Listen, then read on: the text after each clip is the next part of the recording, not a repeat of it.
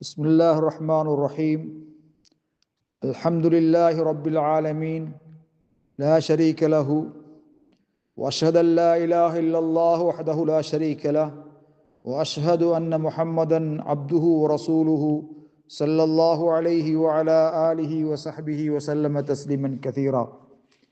கண்ணியத்துக்குரிய சகோதரர்களே, எல்லாம் வல்ல அல்லாஹ் அஸ்ஸ வஜல் அவனை போற்றி புகழ்ந்து நபிகளார் மீது ஸலவாத்து கூறியவனாக இன்றைய பாடத்திற்கு நான் வருகிறேன். இன்றைய பாட தலைப்பாக அமீன் அலா கிராஅத்தில் இமாம் சூரத்துல் ஃபாத்திஹா ஓதி முடிந்ததும் ஆமீன் கூறுதல் அது உயர்ந்த சத்தத்தை கொண்டு கூறலாமா அல்லது இரகசியமாக கூறுவதா என்பது சம்பந்தமாக, கணியத்துக்குரியவர்களே, அமீன் ஹல்ஃபல் இமாம் யகூன் பி சௌத்தின் முர்தஃபீன், உயர்ந்த ஆண்களை பொறுத்தவரையில் சத்தத்தை உயர்த்தி கூறுவதுதான் மார்க்கம் என்பதை தெரிந்து கொள்ள வேண்டும். இமாமுக்கு பின்னால் தொழுகின்ற மாமூங்கள் ஆண்கள் சத்தத்தை உயர்த்தி கூறுவது, பள்ளி அலறுகின்ற அளவுக்கு சத்தத்தை உயர்த்துவது மார்க்கமாக்கப்பட்டிருக்கிறது.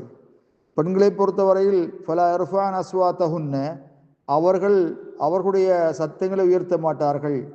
ஏனென்றால் அவர்கள் லிஅன்னஹுன்ன மஅமூராத்துன் பிஸ்ஸித்ர், சத்தத்தை மறைப்பது கொண்டு தாழ்த்துவது கொண்டு ஏவப்பட்டுள்ளார்கள். சத்தம் வெளியாகாதிருப்பது கொண்டு அவர்கள் ஏவப்பட்டிருக்கிறார்கள். நபி அலைஹிஸ்ஸலாத்து வஸ்ஸலாம் கூறுவதைப் போல, இதா நாபக்கும் ஷையுன் ஃபி ஸலாத்திக்கும், உங்களுடைய தொழுகையிலே ஏதாவது உங்களுக்கு ஏற்பட்டால் ஃபலிஸப்பிஹ் ரிஜால், ஆண்கள் சுப்ஹானல்லாஹ் என்று கூறிக்கொள்ளவும், வல் தஸ்ஃபீக் நிசா, பெண்கள் கை விரல்களை கையிலே அடித்துக் கொள்ளவும் என்று சஹீஹான ஹதீஸிலே பதிவு செய்யப்பட்டிருக்கிறது.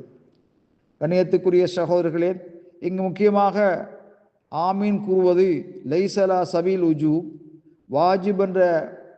வாஜிபில்ல என்பதை அறிந்து கொள்வதோடு அன்றி அது அலா சபீல் இஸ்திஹ்பா ஃபகத், முஸ்தஹப் விரும்பத்தக்கது என்ற நபி வழி என்ற கருத்தை நாங்கள் ஆழமாக தெரிந்து கொள்ள வேண்டும். ஒரு மனிதன் சத்தமிட்டு கூறுவதற்கு பதிலாக ஆமீனை இரகசியமாக சிர்ராக கூறினால் ஹல் யுஅத்து ஆசிமன், அவன் குற்றவாளியாக கருதப்படுவான் என கேட்டால் லா யுஅத்து ஆசிமன், அவன் குற்றவாளியாக கருதப்பட மாட்டான். வல்லாஹு ஆலம் பிஸ்ஸவாப்.